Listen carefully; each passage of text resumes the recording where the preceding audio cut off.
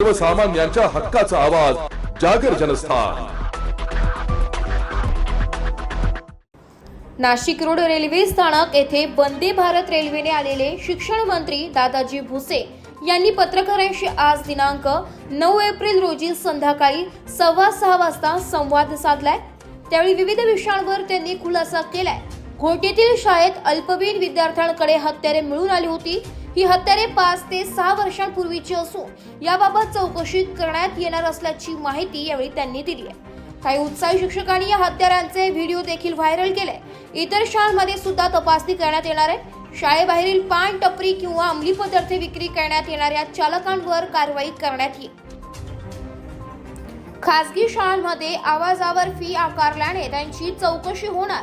अनुदानित शाळा दर्जेदार करून त्यात सुधारणा करण्यात येणार आहे।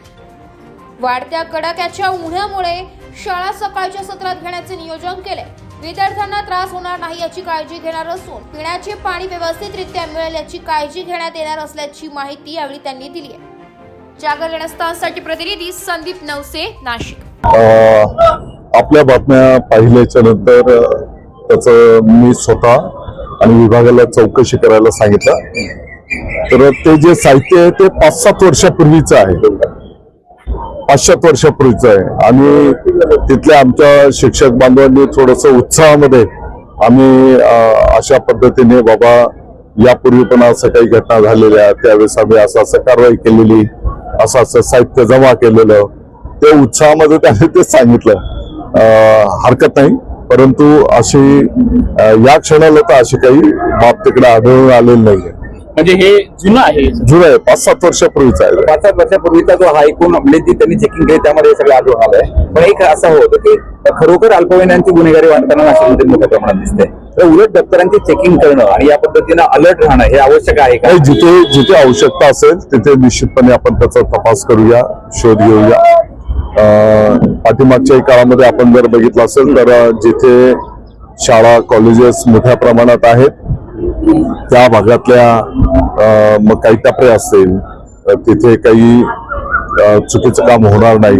किंबहुना जेव्हा शाळा सुटतात तर त्या वेळेमध्ये तिथे पोलीस बंदोबस्त असला पाहिजे, त्यातल्या त्या दामिनी पथक तिथे उपस्थित राहील, अशा प्रकारचं नियोजन आपण करायला घेतलेलं आहे। पण काल आपण पाहिलं तर त्या मुलांचं ते केस वगैरे काढतानाचे व्हिडिओ वगैरे पण व्हायरल झालेले होते। आपण अहवाल मागला तर तो अहवाल प्राप्त झाला का?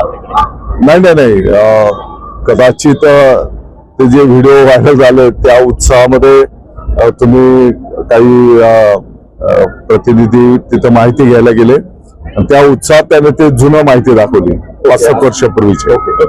खासगी शाळांची फी वाढ होतीये, मात्र यामुळे पालक कुठेतरी वैतागले। यावर नियंत्रण कधी येणार? म्हणजे जो नेहमीचा जो रेट आहे किंवा कायद्यानुसार जे म्हटलं की महागाई रेटनुसार व्हावं, तसं काय होतं? नाही, बरोबर आहे। जिथे अवास्तव जर फी वाढ होत असेल तर त्या शाळांना निश्चितपणे सूचना केली जाईल, परंतु त्याच्यावरच मर्यादित न राहता आपण आपल्या ज्या शासकीय शाळा आहेत, जिल्हा परिषद असेल, महानगरपालिका असेल, अनुदानित शाळा असतील, यांचा दर्जा कसा उंचावता येईल, इथे पण क्वालिटी शिक्षण कसं देता येईल, त्याच्यावर पण आपण जास्त फोकस केलेला आहे। आता अनेक खासगी ज्या शाळेत असेल त्यांनी अवास्तव फी वाढ केलेली आहे आणि पर्टिक्युलर कोणत्या शाळेचं जर माहिती दिली तर निश्चितपणे त्यांना समजलं। तर धाराशिवमध्ये आरटी कायद्याचं उल्लंघन केलं गेलं आहे, त्या ठिकाणी कायद्याचा वापरच केला गेला, तरी मुलांना एज्युकेशन प्रमाणे त्यांना प्रवेश देण्यात आलेला आहे। त्यामुळे तिथं कायदा वापर थोड्या जिल्ह्यात, सगळ्या जिल्ह्यांमध्ये याचा वापर होतो, पण धाराशिवमध्ये हा वापर झालेला आहे। याचाही शोध घेऊ, परंतु धाराशिव जिल्ह्यामध्ये पण अनेक शाळा अशा चांगल्या आहेत की जिथे पालक त्यांच्या मुलांना त्या शाळेतनं प्रवेश मिळायला पाहिजे, शिक्षण मिळायला पाहिजे। जिल्हा परिषदच्या शाळेमध्ये तर तिथे खोल्या भाड्याने घेऊन राहायला येतात, अशा पण चांगल्या शाळा आहेत। तरी पण आपण जी काही सूचना केली त्याचा तपास करतो। यंदा तापमानाचा पारा अधिक बघायला मिळतो, आज 41.3 टेम्परेचर आहे सर्वच ठिकाणी। शासन कसं खबरदारी घेतो? विद्यार्थ्यांना या उन्हाचा त्रास होणार नाही याची काळजी घेतली जाते आहे। शक्यतो शाळा असेल, परीक्षा असेल, सकाळच्या सत्रामध्ये होईल याची आपण काळजी घेतो आहोत। तिथे पिण्याच्या पाण्याची व्यवस्था व्यवस्थित असली पाहिजे त्याची पण काळजी आपण घेतो आहोत। ठीक आहे सर, थँक्यू।